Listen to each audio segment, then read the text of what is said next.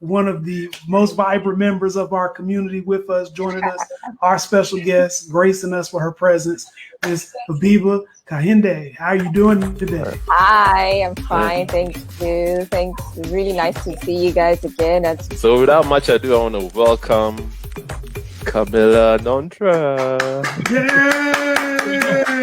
Oh my goodness. I should come to you every day when I need. Correct. This is Sudan.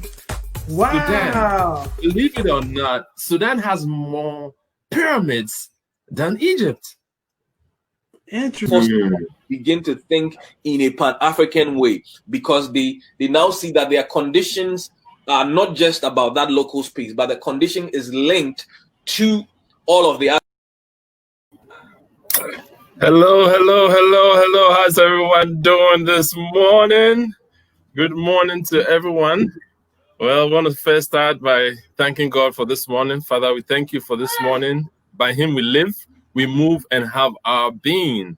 Well, that's why we're so excited, because the Lord has woken us up. We're healthy. There's nothing wrong with us. There's a reason to be thankful.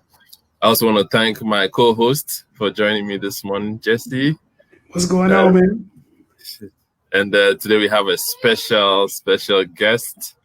I want to also say our thank yous to our Pan-Africana community. I want to thank Afriscope community. I want to thank our co-partner, Kechi, who is joining us too. Thank you for all you do. Well, today I have a special guest, someone I know really well, someone I've known over 10 years now, going on 12 years. No, going on 11 years. And she studied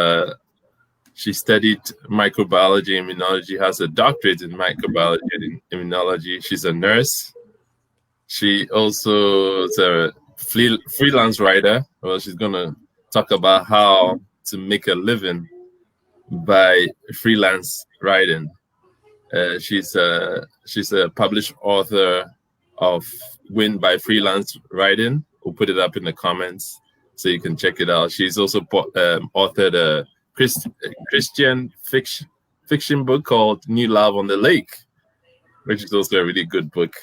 Not because she's my wife, but it's a really good book. Once I started reading, I could not put it down. And she has a wealth of knowledge. I'm going to talk a little bit about her background. Well, today, without much ado, I want to welcome the one and only Dr. Gertrude Nonterah. Yay! Thank you so much. Thank you. Can you guys hear me well? Perfect. Yeah, thank you so much for having me. The honor is really all ours. Before we get into, I've got a lot of friends who I know have questions about freelance writing. But before we get there, because you have a background in microbiology and immunology, I just wanted to ask you a little bit about what are your thoughts on the response to COVID-19 in this current climate and pandemic? Right. So specifically for the US, because this is where I live and where all of us on this call live right now, I don't think the response was as rapid or as good as it could have been, given that we have so many resources, right? So I do think that the response could have been better. It did not help. And again, this is not if you have any political affiliations, this is not against anybody's political affiliations. You're free to choose which party or which candidate to support. But I just felt like in the beginning, we had leadership that would kind of downplayed the threat and said it was a hoax. And so there were people that bought into that. Unfortunately, so many people, in fact, over 2 million people infected in the US and 200,000 deaths. I was looking at a chart yesterday and it was like everywhere. Yes, we had infections in Africa and Europe. And even in Europe at a point, it was so scary, right? Because Italy was completely shut down. Spain was completely shut down. And I look at the curve and the US is off the chart. Completely off the chart. even way above Europe that had it pretty bad as well. So it really, highlighted the fact that we just in the US, we just didn't do a great job.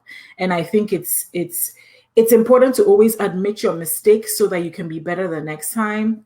And as from a standpoint as a microbiologist and immunologist, I don't think we did a good job of doing that.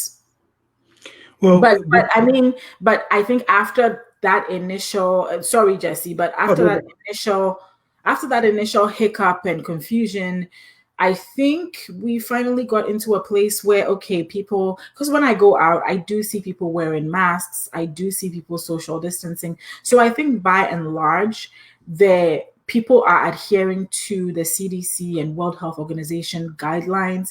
Of course, there are a few people that, and you're going to have that everywhere, not just in the US, but like everywhere. Even I was watching a video from Ghana where there were people that were like, I'm not going to wear the mask, So you're going to have the people that are like stubborn everywhere. But even then, I just appeal to you if you're one of those people that, for the sake of all of us, just, let's do what we can all do to protect each other. So yeah, that's what I have to say about that. That's awesome. And I know we were talking a little bit before the show about the process for a potential vaccine. And you had said you thought it's possible that it could be up to 10 years before a vaccine is probable. Yes. How does that process work? And why should we either be concerned or not be concerned? Okay, so from an immunologist standpoint, vaccine development, right, can take years because first of all, there are two things that a vaccine needs to be in order for it to be approved by the FDA to be used in humans. Okay, so when I worked in research, we do a lot of small animal research or animal research where we test different things in mice and in sheep, in monkeys, in different animals to see how they respond, right? Before it's ever, and I know for animal rights activists, that's not always our go-to. That is when we're getting closer to something that we think may be helpful for all of human life, right? And so we're appreciative to those animals that are used in the process. But one of the things that people need to realize is that vaccine development takes a long time. In order for any drug, any medication you see on the shelf of a pharmacy, in order for that to have gotten on the shelf, there had to be between 10 to 20 years of research behind that. Okay, and that starts with tissue culture in the lab to small animal research for years, for publications upon publications, for different labs to test the same thing or different versions of it, for it to finally get to the point where the United States FDA is able to say, okay, we can do what's called phase 1 clinical trials. And then from phase 1, usually there are two things, like I was saying, two things that we want to see with a vaccine before it's approved. You want to test for safety and you want to test for efficacy. So safety is when we give this to people, will they die or will it cause permanent damage? Will it have any side effects that cause permanent damage? So, you have to think about death. You have to think about paralysis or maybe some effect on the brain or some organs that will damage the person for life. We don't want that, right? So we have to eliminate anything that would do that. Then you have to test for efficacy. Efficacy is when we give it to the people, will it actually do what it's supposed to do? So when you get a vaccine, what is being done is you are being given you're being essentially being given it could be multiple things. That's why I'm pausing on that. It could be multiple things. You are being given either an inactivated form of the virus, a part of the virus, or and with adjuvants, with a mixture. So you're being given something, okay, that is not live. It's not live, but you're being given something into your body that is supposed to elicit an immune response. But this immune response is going to be like a milder immune response.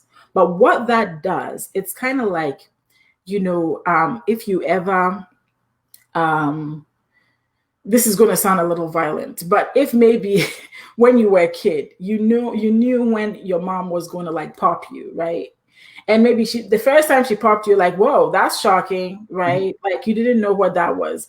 And so you were like, okay, fine, cool. Next time she's coming to pop you, you know the movement, right? So you will do something to protect yourself from the popping, okay?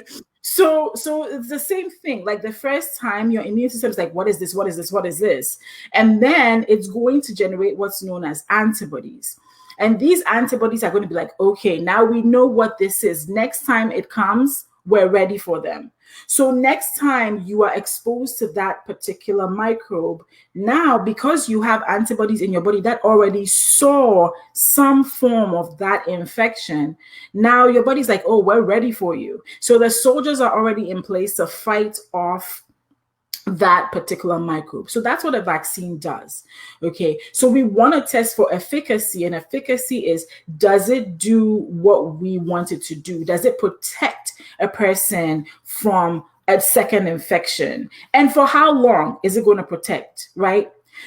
So you can imagine that to be able to get a safe and efficient vaccine, it's going to take us testing in different animals, and it's going to take testing in different human beings for at least 5 to 10 years for us to finally say, okay, this is safe and this is efficient. So it's not as easy as, oh, let's throw something together in the lab and it'll work. So when you hear those news reports, I want you to put it in that perspective, that in order for a vaccine, like if we get a vaccine in the next year, a safe and efficient vaccine in the next year, that would be like a medical major breakthrough, and whoever did that needs to win a Nobel Prize. Okay. They really do. The team they need to give them, I don't know, they need to make them king. They need to pay them for the rest of their lives so they never have to work. But it's not as easy as that. It's not an easy feat to achieve. So absolutely. Yeah, I was told they were just gonna put some UV light and bleach in a bottle, mix it up, and start injecting people. We were gonna be cured by Christmas. That's what the news told me. Right. So this is Michael asked a question. Vladimir Putin of Russia said recently that Russian scientists have developed a vaccine for COVID-19. Do you think there's genuine, or it's just so like I was politics as saying, usual? You can develop a vaccine all you want, but is it safe and is it efficient? Right? You can develop one. That's not the hard part. The hard part is proving that it's safe and that it does what it's supposed to do. That's the hard part, and that's the time-consuming part. But definitely, you could take the virus and you could do different things with the virus and produce some kind of vaccine. But is that vaccine going to kill people? Is that vaccine going to protect people for a year, 2 years, 10 years? What does it do? So it's possible, that they have, but is it actually something you want in your body? I don't think so.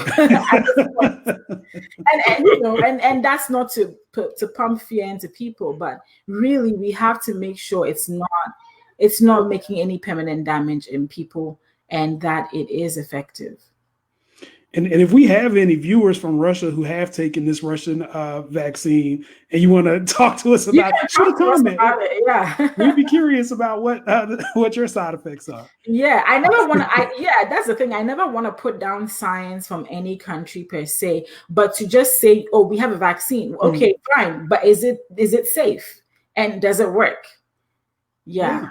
That's the question. Yeah, absolutely. Well, this is all great information. But I want to transition now to the reason why we brought you here, because there are a lot of people who are out here working at jobs that are either unstable during a period of COVID-19 or working at jobs that were unstable anyway because they try not to slap their boss when they go to work. So because of this, there is an opportunity here for people to take their expertise, much like you did, and enter into this field of freelance writing.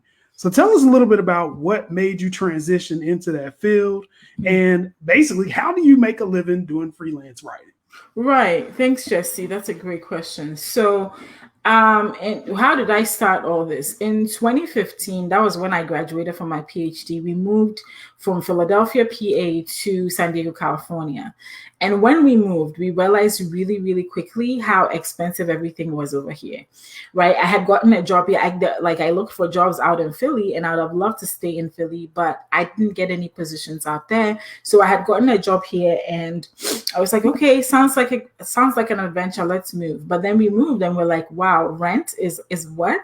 Like, it's 3 times what it was on the East Coast. So now I was looking at my salary, like, I don't know if this is going to be enough for us to be able to continue to, or even our income to be able to support us. So I already had, I think 2 years earlier, I already had started blogging because I discovered it one day. I was just looking online and I discovered it as a way that people would actually, I didn't even know that people could start their own businesses online and stuff. I didn't know it was a thing. So I had stumbled on it and I had started blogging, and I had began to like make some money with my blog, right? And I was like, oh, this is a thing. But at that time I was in grad school. I didn't have the time. I also had a baby in the middle of grad school. So baby and school, and trying to run a business, that was almost impossible.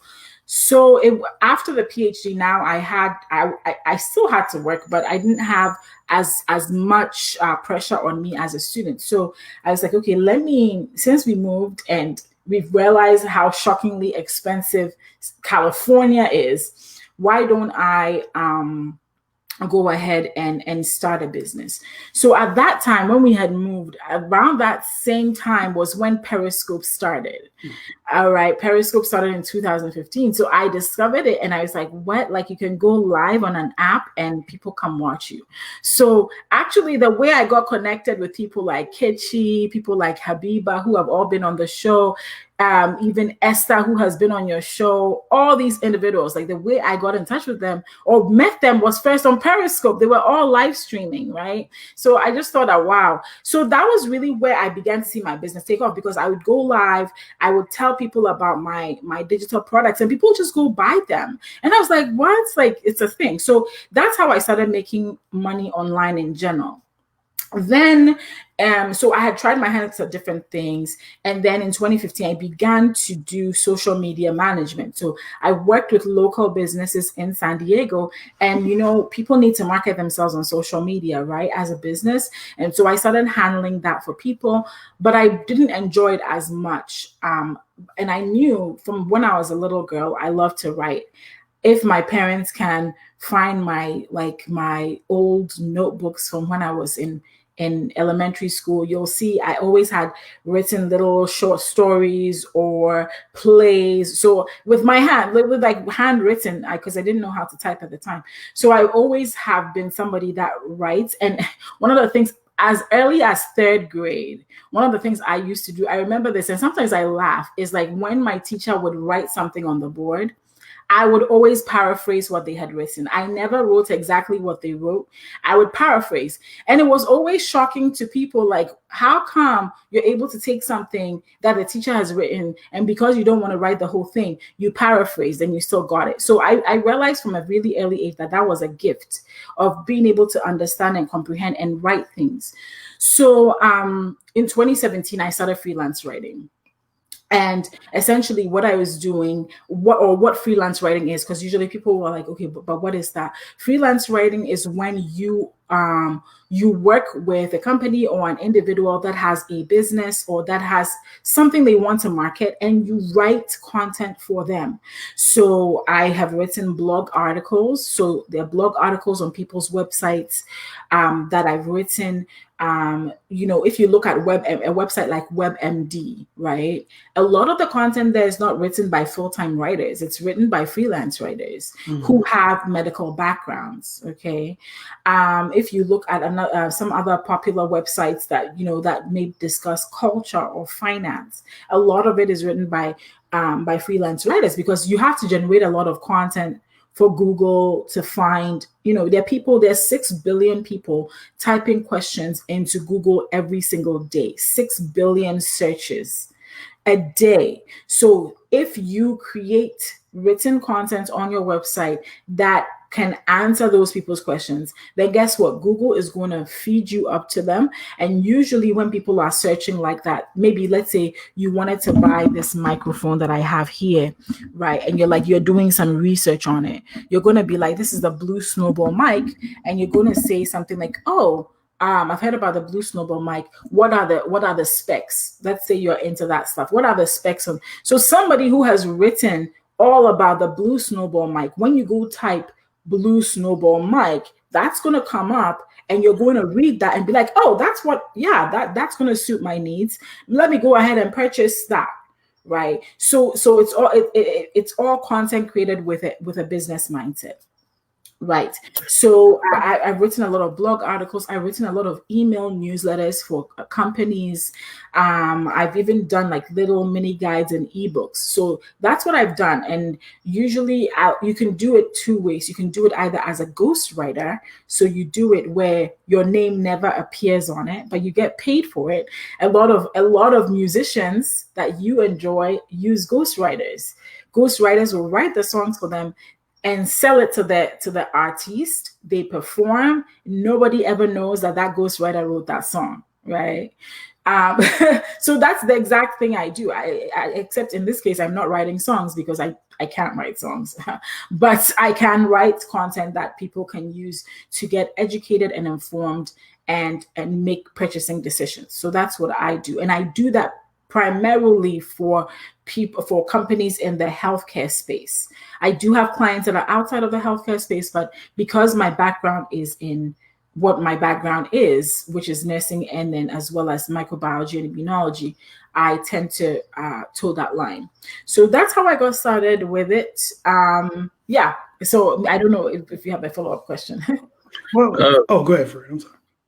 Yeah. So you talked about Google feeding up your content to readers. Could you comment a little bit about that, the three-letter word? Okay, sure. Okay, yeah. So that's called search engine optimization, or SEO. And essentially, like if there's a topic, like, Fred has a food blog, right? And recently, for a long time, I wasn't really helping him. I was just kind of ignoring him and letting him do it all himself. That's a whole other story. I was letting him do it all himself. Then one day, he was like, hey, look, like there are people coming to my website. And I'm like, oh, really? He's like, yeah, they're coming from Google. I'm like, oh, really? Let me check that out for you. So I looked and I did a little bit of what I usually do for my clients with him. And I'm like, look, you have a great opportunity, because what I found from doing the research that I did was that he's writing about African Ghanaian recipes. Now, whilst there are a lot of YouTube videos on these, there are not a lot of written blogs. So there would be people going to search for, let's say a very popular snack in Ghana is meat pie. So there are people looking for meat pie and they don't find a written recipe, because a video is different from a written recipe. And I'm like, look, you have an opportunity here. If you would create all these other pieces of content, you could have Google rewarding you with traffic for years and years, because right now you're pretty much the only person. I think there were maybe 2 or 3 other blogs, but you're pretty much the only person doing this. So the way that search engine optimization works is you find a topic that people look for quite a bit. There are a lot of searches, but a lot of people haven't created authoritative content on that just yet. And you can and if you do that consistently, then you're going to have a lot of traffic from Google. And because usually people who are searching on Google usually have a buyer's intent. There's a buyer's intent behind that typically. So it's likely that if, let's say in the case of the mic, like I showed you, I write about this mic and I have an Amazon link to this mic. Well, guess what? They're going to click my Amazon link and go get that. And then Amazon pays me a commission called an affiliate commission. So that's just one way to make money from writing. In the case of, as a freelance writer, I just write the content for those people and they pay me, right? A lot of the content that I write for some of my clients is just educational, and again, I use some of those SEO techniques so that if people find them, they can be like, oh, they already, let's say you're a resume writer, for instance, and you have a resume writing business, and you write a piece on 10 ways to write a 6-figure resume, right? A resume that will land you a 6-figure job, right? You have those 10 points there, and then people keep on coming to your website. There's a percentage of people that are going to take those tips and go use them, and that's fine. It's been helpful. But then there's a percentage of people who, after reading that, will be like, oh, maybe I should just hire this person to write for me. And that is called content marketing. So when you use written content or any kind, you guys are also doing content marketing with the videos that you do. When you create content that allows people to become aware of you and therefore lead to a purchasing decision, that is content marketing. And content marketing is a $2 billion industry. So there's a lot of money to be made in that. And that's what I do for my clients. That's awesome. Well, my question, because I also do some writing, but largely just novels, fiction work.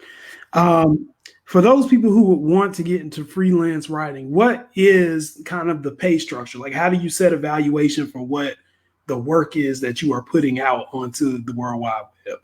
Right. And I'll just shamelessly promote my YouTube channel, just because I have answered a lot of these questions on my YouTube channel. So if Fred will put the YouTube channel link in the comments, but essentially what I tell people, and somebody asked me this exact same question yesterday. What I tell people is that, for instance, I no longer will charge people anything less than maybe $200 for 1,000 words. Like I no longer, in the beginning when I started, I would charge really low just because I wanted to get clients, and it wasn't worth it. So you have to think. I always say, okay, this is what I always say. I always say you have to think of how much money you want to make as a writer.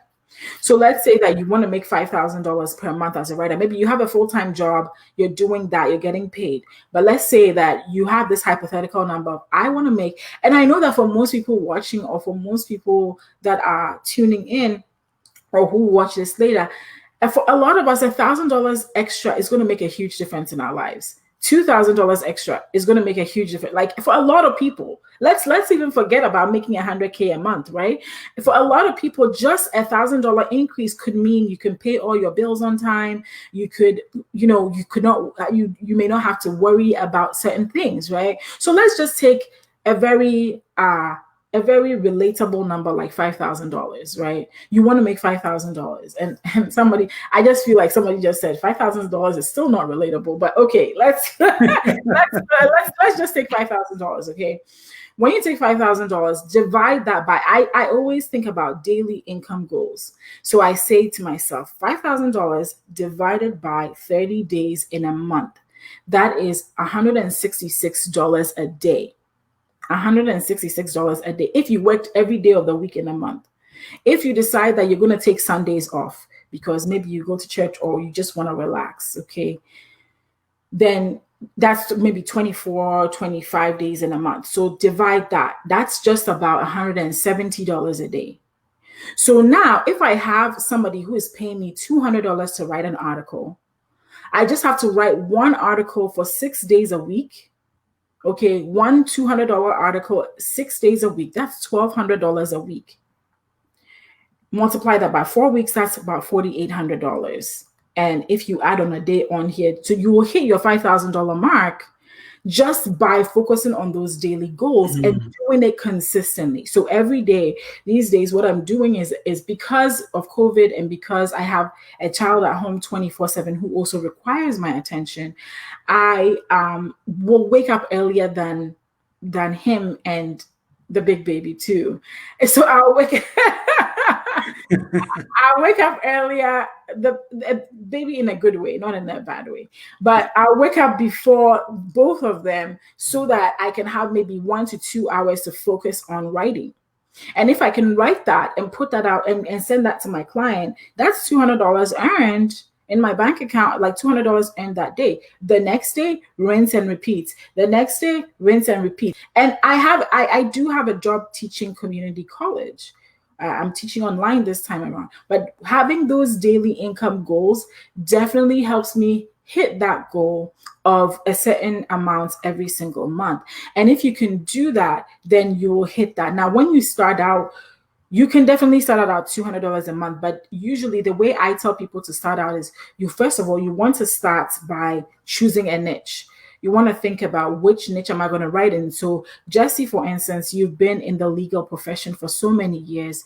And so maybe you want to start writing some, I don't know, some kind of legal content for a place where people or housing, housing content and things to help people that may just want to read about it before they call up a lawyer, right? And so I know that they're just like WebMD, which is the medical version. There may be a legal version of WebMD, I don't know, but there is that. And so you could write that, and you could be earning anywhere.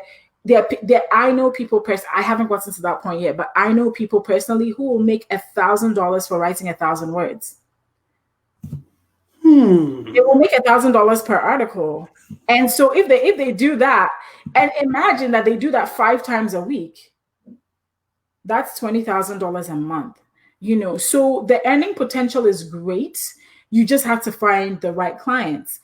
So I say that you choose a niche. So choose a niche that is related to your educational or occupational background. That's where you start. Once you've come up with that, then you want to think about creating samples of your work. So at the time when I started marketing myself as a freelance writer, I already had a blog. And so this blog essentially served as my samples, because I'm like, oh, these are my writing samples. I can write for you. And so that served as my samples. And then I started writing for people. And around that time, this was maybe 3-4 years ago, I started around like anywhere between $50 to about $80 per article, which was really great for me at the time, because I'm like, wow, I can, so that, nowadays I would say start at above like $75. $75 on is good. But yeah, anywhere between 50 and 80, that's where I started. And I would write these articles and then get paid for them. As time went on, I definitely increased my prices, and because I had now gained more experience writing, I knew what people wanted, and so I increased that. This year, I increased it a little bit again. So it's definitely possible for you to keep increasing that, and within a short amount of time, be getting paid $300, $400, $500 an article. And just imagine that if you're writing a $500 article, then, all it takes is for you to write 10 of those for you to hit $5,000 per month. Right. And for me now, that is something I can write 1,000-word article in an hour. So just even think about the hourly rate on that, right? If you can, there are not many jobs that pay you $500 an hour. Right. So I'm not saying this to kind of sell some kind of romantic dream. I'm just saying that it's possible for you to make a good living writing. And so, it's not as boring, or as I don't find it boring, because I learn about new topics every single time when I write. And so it's not boring. If you love to learn, if you love to explore, you will enjoy writing, and over time you get faster, right? So I told you at first it used to take me like 2 hours to write 1,000. Now I could probably write 1,000 words in 45 minutes to an hour. And if you're making $200 or $300, that's, you just paid yourself $200 an hour. I don't know many lawyers or doctors that get paid that much, but there may be some, but usually it's not that high. So anyway, so you choose your niche. I'm giving you the process now. So you choose your niche. You create your samples, you find your clients. Choose a niche, create a sample, create your samples, find clients. So finding the clients and usually that involves, it can involve many things. If you already work in a job, you can begin with your own network, right? Start with your own your own network. And when I started too, like, they were friends of mine. One of my friends, very good friends, she owns a home care company, a home health care company. And she was like, hey, I know you write. And so I need some stuff written for my website. I need some stuff written for our marketing brochures. Can you write them? I'll pay you. And I did. And she did pay me. So start out with your own network, telling them about what you're doing. Never do things for free. Exactly. Because people will try it. People will really try to make you do things for free. If you do want to do things for free, like maybe the first or second time, but not the third time. Okay, maybe you just want to get some samples, but don't. No. You should get paid for your expertise. I'm a big believer in the fact that if you have invested time and money into your own education, then you deserve to be compensated for that. Right? You deserve to be compensated. Yes. So that's my life philosophy. You deserve to be compensated for that. So that's how you get started. So start with the inner circle of people tell them you write. Those people may not pay you as great as some other big website, but you have gotten your first few paid gigs, right? And you just made yourself maybe some extra $200. Chalk it up as a win and keep on moving, right? The next thing you want to do is begin to, I enjoy being on LinkedIn. And so I do advertise myself as a writer on LinkedIn.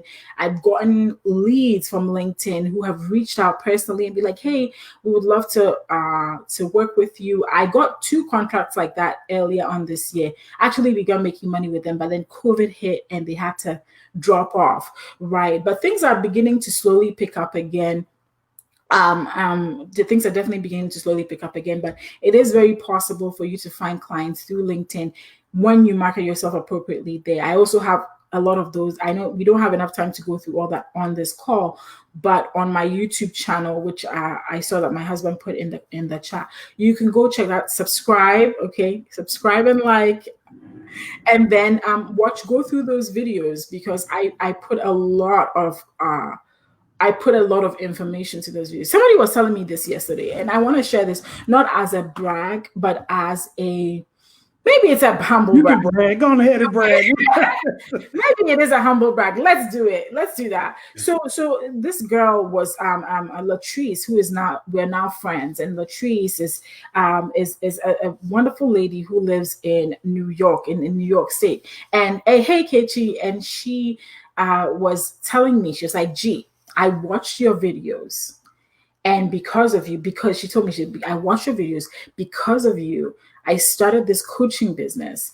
And now she was making like anywhere like $5,000 to $10,000 in her coaching business because she was watching my videos. And even though I was talking more about freelancing, she just used the principles. She applied the principles to her own business. So everything I'm sharing with you is not just for writing, right? It is also for any business. So if you think about any business model, you choose a niche. That means you choose the people you want to serve. Right? You choose the people you want to serve. Then you show us proof that you can help us. And then you sell yourself to those people. So that's all I'm trying to show you here is choose the people you're going to serve, which is choosing the niche. Create the offer or whatever it is you're going to offer to people. And then create samples. And then you should never quit your job to become a writer. And then that I never said any of that. So please don't take my words out of context, Michael. Thank you. Please and thank you. If you want to quit your job, you do it for you. Don't say I told you to do it. And then there's also like finding those clients, marketing yourself to find those clients. So yeah, that's that. So anyway, so that's the process I usually go through in my book. And when at Freelance Writing, I go through that whole process in a bit of detail. When I have one-on-one coaching clients, I tell them this in extra detail. So, but the whole framework is choose your niche, create your samples, find your clients. So we had you on the show today. We knew you were going to talk about freelance writing. But what you probably didn't know was you're going to be teaching about empowerment out here. That's so so I am cool. hopeful that everybody who is listening has been taking notes on this process, has also made sure they subscribe to your YouTube page. I can't emphasize that enough. Subscribe, people. Make sure that they subscribe to the YouTube page and follow these tips, because I'm thinking right now, you already have my mind working on how much wasted content I've donated to Facebook just just for the fun of it, when I could have been out here getting money. I like Jordans just like everybody else, so I want to be able to go get me some too. This was amazing. Okay, well, let me ask you this. I know that your expertise is more so dealing with health science, right? Do you have any contracts like outside of that field, or do you just stick to what you do? Is it something that if you want to see what it's like, you can do an article or two and step into it, but you just determined that this is what you like? Right. So that's such a good question, because I get that question is, should I stay in one niche, right? Should I stay in one niche? And I think that you should do whatever it is that you want. And here's why I say that. So there are people that are multi-passionate and polymaths, right? I'm one of those people.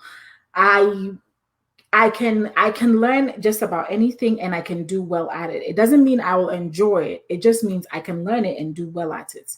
Right. So because of that, and that can be, I think it's a blessing, and it can also be a difficulty, a weakness, because that means also that the way my mind works, like it's hard for me to focus on one thing. It's almost like I feel like sometimes it's a form of ADD. You can't like really focus on one thing, right? It's hard. So so learning, and my husband is shaking his head because he knows that. So and not to say that I have ADD. I know it's a very serious diagnosis, so all respect to that. So now the way that I think about it is that because I do have occupational and educational background in health, right, that I could that's what I know. So I could always use that as leverage to market myself, because I do have two bachelor's degrees in biology and nursing, and I have a PhD in microbiology and immunology. So it makes me more competitive in that sense when it comes to healthcare content, because I can come from it from a more authoritative standpoint, right? But I have written, and I still write content in the personal finance space. So I've written about different credit cards. I've written about different banks. I've written about how to contact the IRS, your taxes. I've written about that stuff. And I have the benefit of my husband too, who works in that arena, so I can bounce things off of him, right? But this stuff is not that difficult to learn. You can go on Google, read some articles, read some government papers, because the government puts out a lot of information, by the way. That is non-partisan, so you don't have to worry about it coming from a particular party perspective, right? It's very non-political, and you can read that information and you can synthesize that and add that into your articles. Also, I find that one of the ways to become a better writer is just to read wide in general, right? So like, I think sometimes my husband is really surprised when I tell him about something that happened in the NFL, and he's like, how do you know that stuff? Or it has something that happened in the NBA. And I'm not a sports fanatic, but I'll read that stuff because I want to know. So being a very widely read person, whether that's sports or science, and sometimes it doesn't have to be, some of the words may go over your head, but you'll get an idea of what they're talking about. And having all of that in your storehouse, so that when you begin writing something, you can pull out all of those tools, right? So being very widely read is important for writers. So I haven't focused on one niche. I've definitely with healthcare is the bulk of my writing, but I've written for personal finance. I've written product descriptions for what was it? There was this big project I had one time. I wrote like maybe 500 product descriptions for like spa parts, like the hot tubs. Yeah, the spas, right? The hot tubs. They had different parts, like people, apparently it's a whole market, like people order the spare parts off of the internet and then fix their spas, and they didn't have product descriptions, so I wrote those. It was the most boring thing I ever wrote in my life. I'll never do that again. But I think I got paid what, maybe $1,500 off of that. So it ended up working out. So I've definitely written outside of healthcare. Yeah. That is awesome. Let me put a note down here. Spa pots. That's what I need to look into. Can we go through some of the comments? Losing track. Yeah. Okay, so Michael, yes, I've seen Fresh website by dwells more on Ghanaian. Yeah, most of those cuisines cut across West African countries like kebab and jollof rice, which Ghana has the best anyway. Yeah, Michael, I can say that. Okay, Kechi. Michael said, Michael laughed after that, after he told him not to quit his job. But there comes a time, could you comment on that? There comes a time when people go ahead and start writing full time. Yeah, absolutely. So you can do that. And I think that, again, that goes back to determining what works for you. If let's say, as I said, like let's go back to the $5,000 example again. If $5,000 is enough for you to live, it's enough for you to pay rent. If you live in California, that's a joke.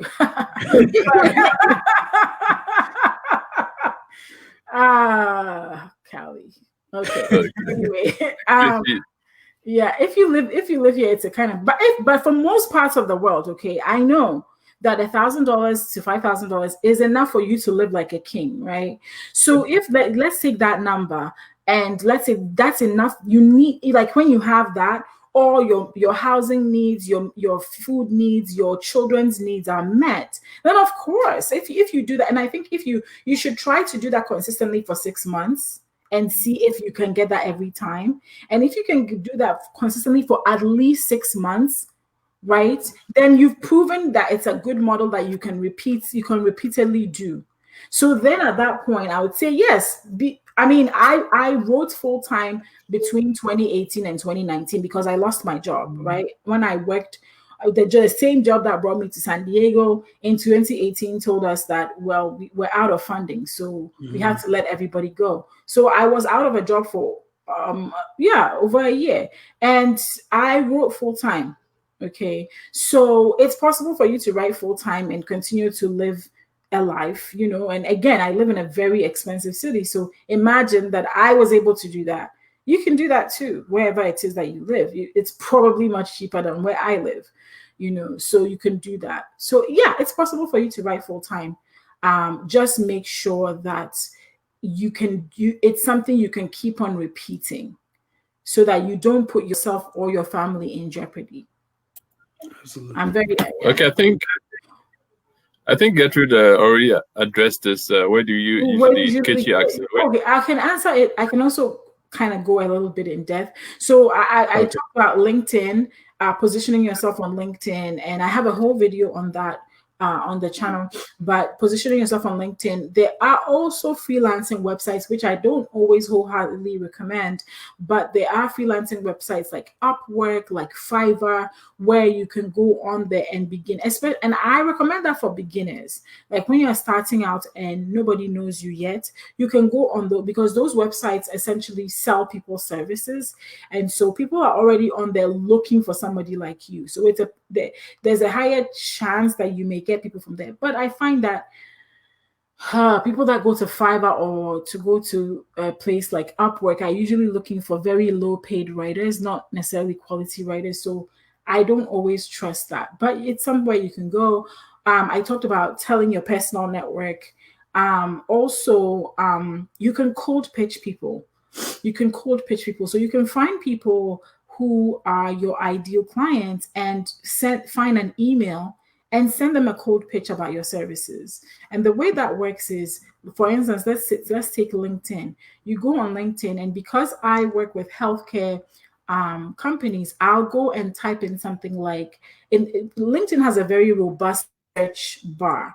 And am I able to share my screen on this? Am I able to? Yes, you can. Okay, so yeah, let me look at the chat. Yeah, I'd like to show that in real time. So let me just pull my LinkedIn up and then try to show you guys. You're breaking up. Let me get you, guys. I'm gonna go off screen and help her out. She's breaking up a little bit. Okay. I was saying that I was gonna go on LinkedIn. Okay, can you guys hear me better? Jessica, I hear you great. Okay. Okay, yeah, I hear you now. Okay. Okay. Have you shared it? I'll see. Yes, I'm gonna share. Okay. So can you see my LinkedIn now? Something's coming up. Yes. Okay, so here's my LinkedIn. So all you would do, so for instance, because I work with marketing, I work with healthcare. I would go to content manager, healthcare. I would type something like that in the LinkedIn search bar and I would hit search. Okay. Then I would go to people. Okay. Now there are people with these titles. Now look, there are 358,000 results related to this search query for content manager healthcare.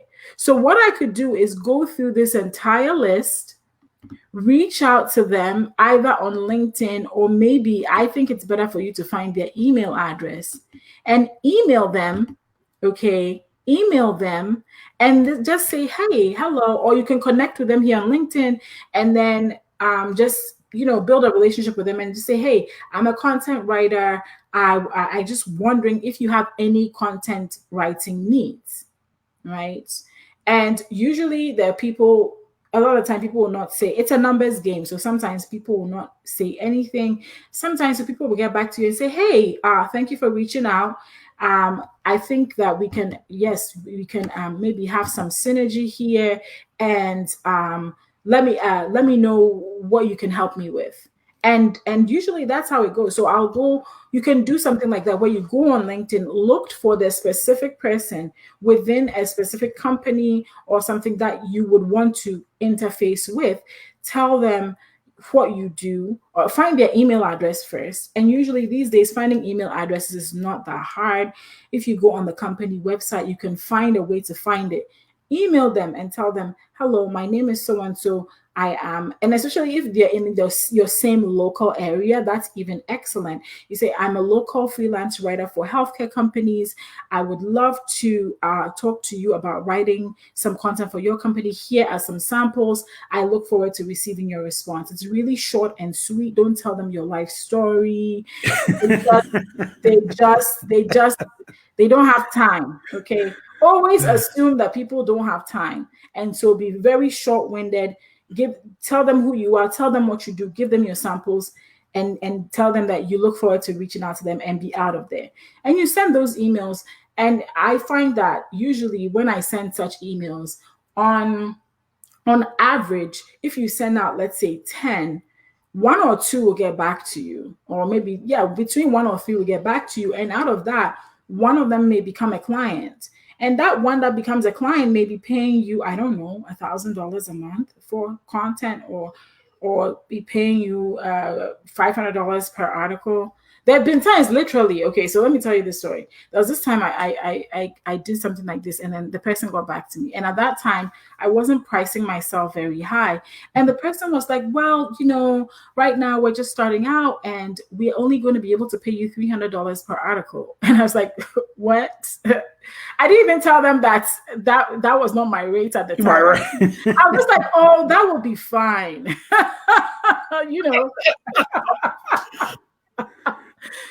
I just like, that would be fine. And I wrote it and they did pay me. So, there is opportunity out there. You just have to put the work in.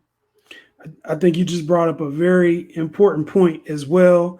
A lot of times when people are getting involved in new industries, they don't necessarily know the value of the work. And sometimes it's better for you to not give a price and see what people are willing to pay. Right. Right. I mean, what I did right, though, what they paid me was fair. But I think that they were probably used to paying more for those services. And so they're like, them coming to me with $300 seemed very low to them.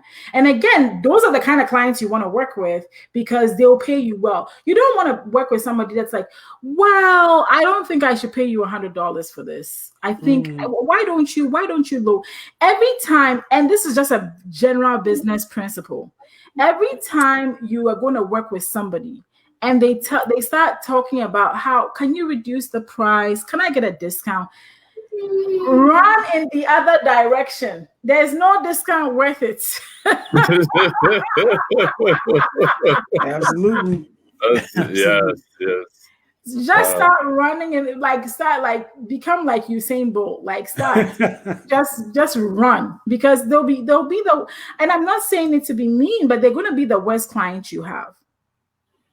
And you know, my husband has run his tax preparation business for years, and Jesse, I think you have done some business law business for years, and every time you have people who want to nickel and dime, or haggle over the price, those are the worst people to work with. Yes, totally agree.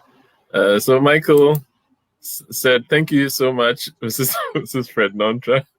I've learned so much today. In the unlikely event that I forget any of the lessons, I can always look it up from the Pan-Africana presented by Afiscope YouTube channel." That's right. And subscribe to her channel, Mike.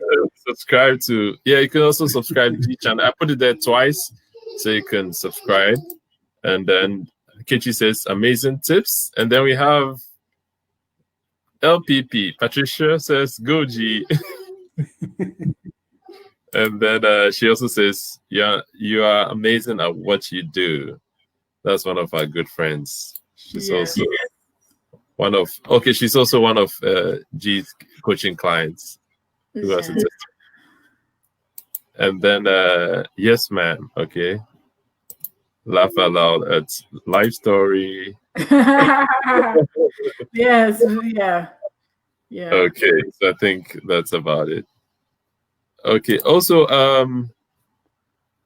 Patricia Onya reminds me of how about getting testimonials? Right. Some of that. Yes. So getting testimonials for your business is so important because, as you know, when you get started, like I said, you don't have anybody to vouch for you yet. But over time, like when you write for people, written for them for a few months, it's okay to ask, you know, hey, I've been writing for you for like 6 months. Can you write me a testimonial? And you can display that on your website. I also like, and you can share that on your social media, or like you can share that everywhere to show that you are doing this. And one of the things I also like to do is to collect video testimonials. And that I feel like sometimes it's a little bit more personable, where people are like on their cell phones, and I usually tell people, don't use a fancy camera. I just want you to use your cell phone and talk to it, just like, what was your experience like, and be genuine, right? I never want to first of all, I never want to work with somebody who is begrudgingly coming into the relationship. If people are upset about paying my price or whatever, I don't want to work with them. Like, I don't care what the money is. I don't want to work with you. I want somebody who is happy, because those people will usually also leave happy, right? So I want at the end of the relationship. So then afterwards, I'm like, hey, just be honest and tell me what you thought. And those have been also great because I've been able to use those on my website, on my YouTube channel. So yes, collecting testimonials for your business is awesome. Absolutely. And then I see Michael has this question. How do you get your clients to always come back to you? That's a good one. So, you know something, one of the things you want to do, or one of the things I do as a writer, is I try to get clients who will need my services on a monthly basis or on a recurring basis, right? I've had one or two people that are just one-time clients, but usually that's not what I go for. I'm going for people who will continuously engage my services, right? So on a monthly basis. So usually when I talk to people, my mindset going in is I'm going to talk to them about a recurring monthly relationship. And most people will go for that, because most of the people that I end up reaching out to have a need for ongoing monthly content. So that's how they keep coming back, is they need it. So they need me to write it, to write that content. Yes. So everything that we have heard this morning has changed the way I look at what I've been wasting my time on. Putting a lot of free content out there.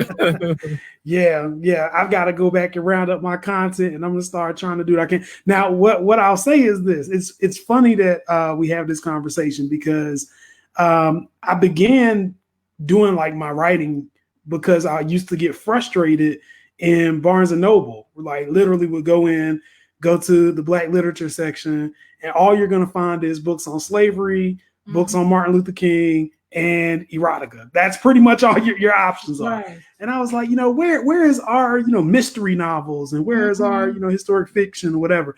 And I was talking to one of the people, one of the managers, and they were like, we don't carry that. I don't know that there's a demand for that. I don't know. And I said, okay, well, I can't control demand, but I can control putting something out, right? And so that there's content. And you see, that is not even really true. So let me tell you why that statement by that manager is not true.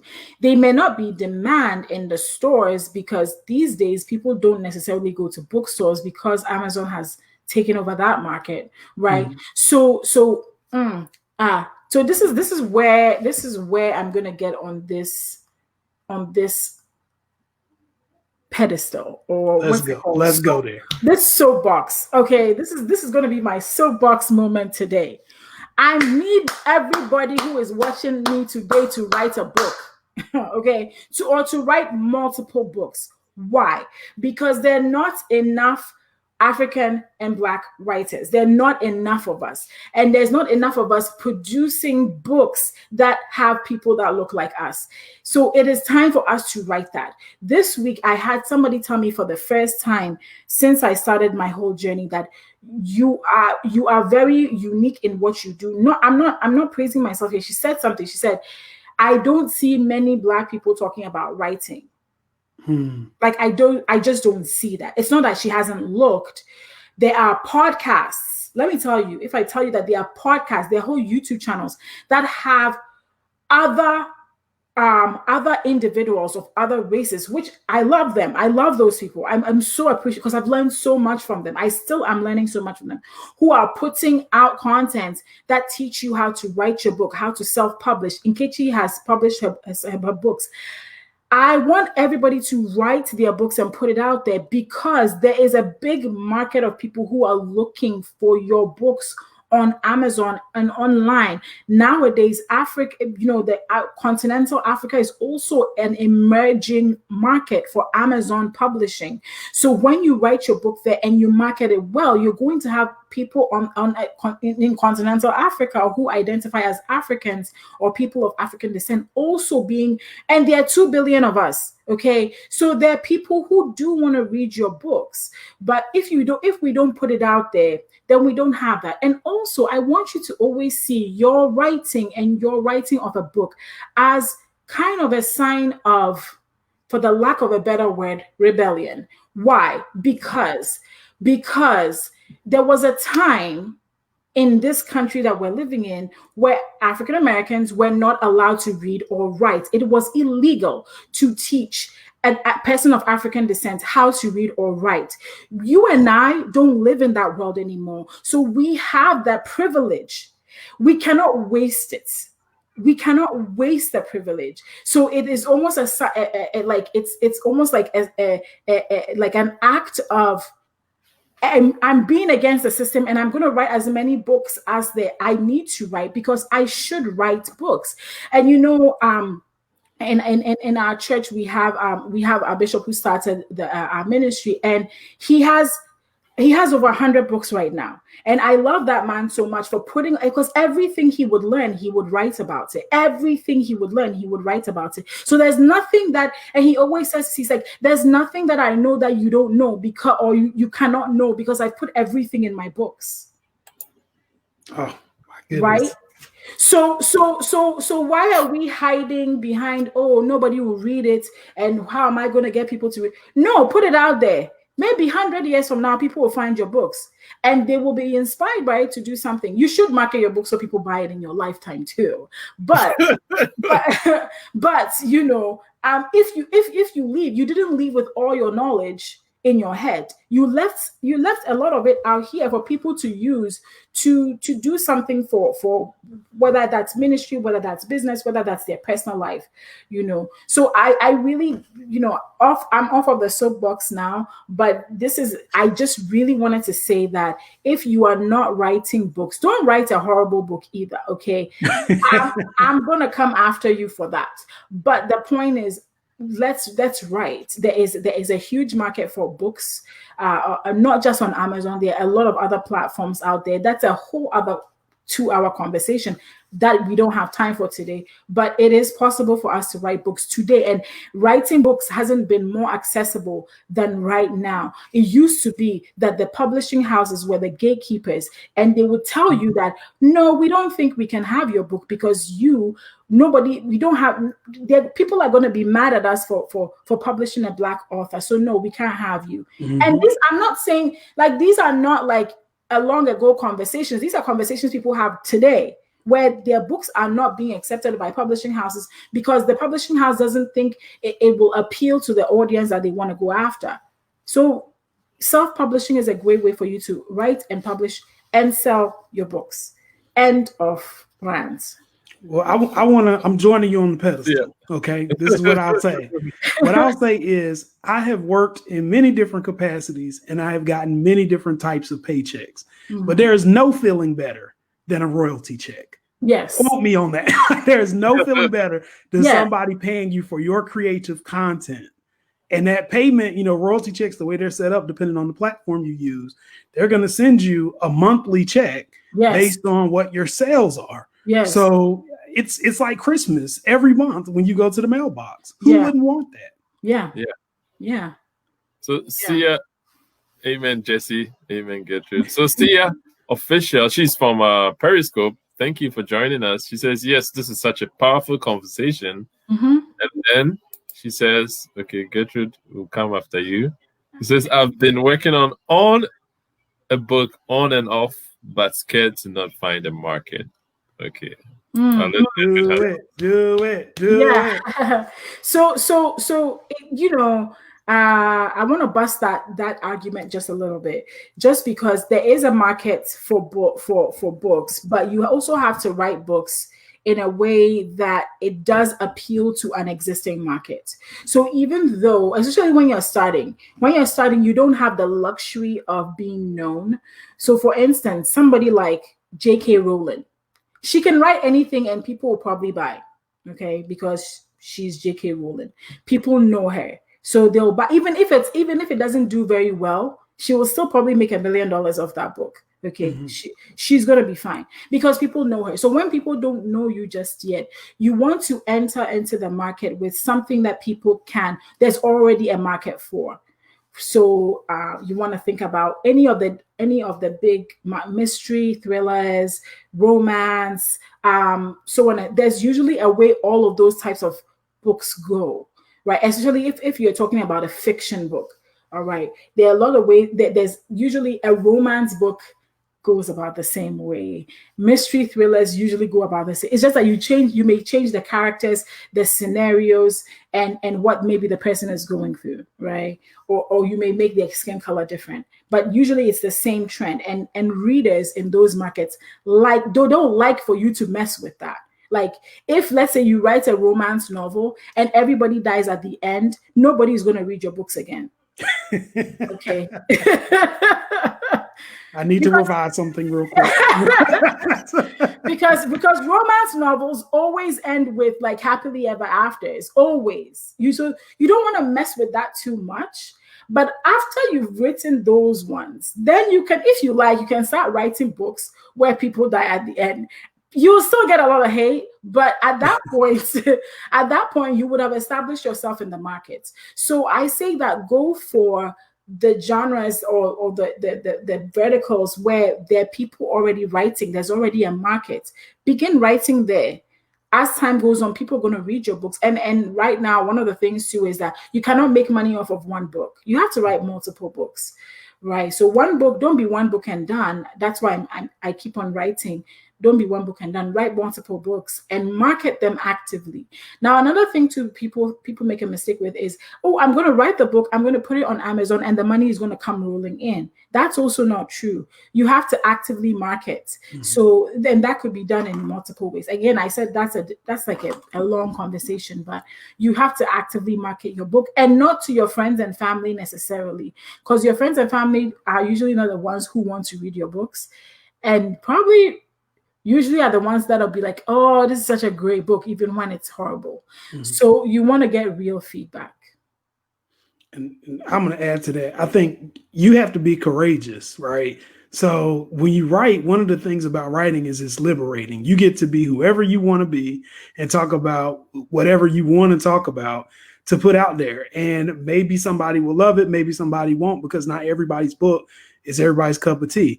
I personally love The Scarlet Letter. Nobody else in my community liked The Scarlet Letter. They thought it was right. So, it's one of those things where it's not necessarily meant for everybody, but you want to get your voice out here. The other thing is, I think to go to G's point, when you're writing also, there are a lot of people who write based on kind of a stereotypic notion of what they think writing is supposed to be, instead of making an expression about society, right? So what I used to do is, even if you go to the airport, right, and you got to wait during a layover or something, you're going to see people interacting, and you can write a character book where you just talk about traits that people have and what it relates to in society or whatever. And then when you get to a place where you're ready to write, you have this great plethora of characters that all have different motivations. And you just pick which characters you want to have interact with who for the purpose of the scenario that you want to introduce them to. And you'd be surprised how far the writing in and of itself will take you. It's almost like at some point you stop thinking and the writing starts writing for you. And that's sort of true, because like I my first fiction novel, when I wrote that, at a point I was like, this story is kind of going in its own direction, right? And you begin to just write that. But it has to start with, you have to be courageous, like Jesse said. You have to overcome the fear that people are not going to read. So what? Like, don't worry about that. I think now I'm getting to the place in my life where I'm like, well, if people watch my YouTube videos or not, I don't really care. If people read my books or not, well, not that I don't care. I care, but I'm not going to be bothered about the short term.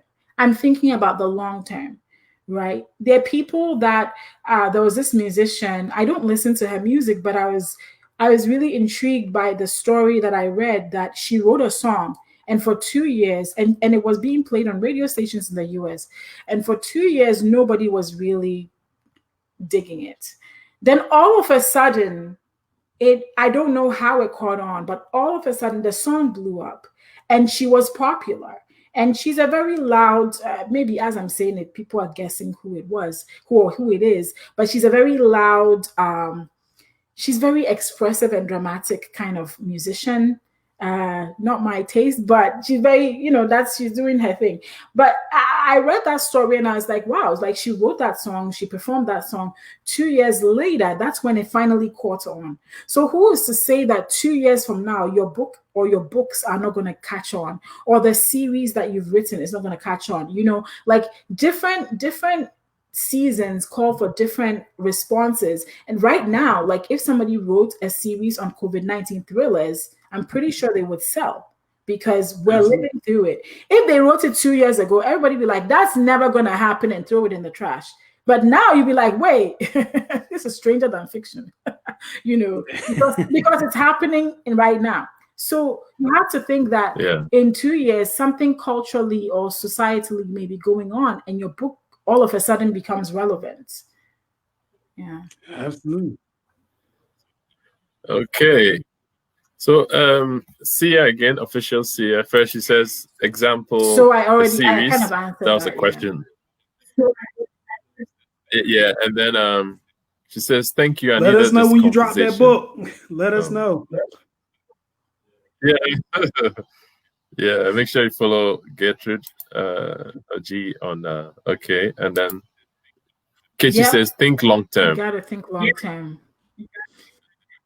And then I think Sia again said she gave up the person, I believe. Jenny It wasn't Hudson. her. Okay. She's also pretty colorful, but no, it wasn't her. This one is way more colorful than Jennifer Hudson. Way more. Well, I know I have thought about doing some songwriting. I don't know anything about writing songs, but I know I hear stuff on the radio that I know I can write better than that. So yeah, I'm gonna figure that out too. So in light of no more questions or comments, I'm gonna go to so Jesse, check out your private chat. You see. Okay. So today's trivia. What is the capital of Eswatini? What is the capital of Eswatini? I know Michael is on here. This time he's allowed to answer if he knows. Capital of Eswatini. Eswatini used to be Swaziland, but it's no more called Swaziland. It has a local name now. Eswatini. What? Oh! Okay. So Sia has won our hearts already, and she gives us this answer. So the capital is Mbambani. Mbambani. Official Sia, is that where you're from? Maybe you you had a leg up on everybody. So drop your email. We'll send you an Amazon gift card. Okay. First time on, already winning prizes. That's awesome.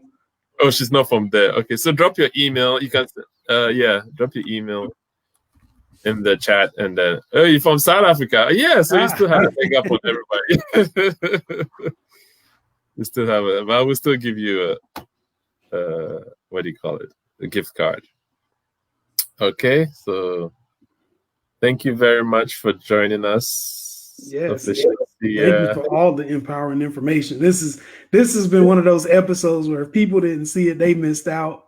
And we got to make sure that everybody, if you look like us, you need to be watching this, right? You need to watch this episode. I mean, everybody's welcome to watch, but like, I just want my African American brothers and sisters. We should write more books. Yes, absolutely. We should write more books. Okay, absolutely. And for those of you who have not already done so, make sure that you like our page on Facebook, subscribe to us on YouTube, subscribe to G. I don't know how many times I said that today. Make sure you subscribe. Right? We put the links up, and we will see you again next week, next Saturday, 12:30 Eastern, 9:30 Pacific. That's right. Thank you, Jesse. So bye, everybody. Thank you for having me. Thank you for having me. She says she's so inspired. Yeah. Sia, the architect. Oh, she's an architect too. So that's good. All right. Let us know when the book drops. Yeah. Yeah. Okay. Bye, everybody. Have a blessed weekend.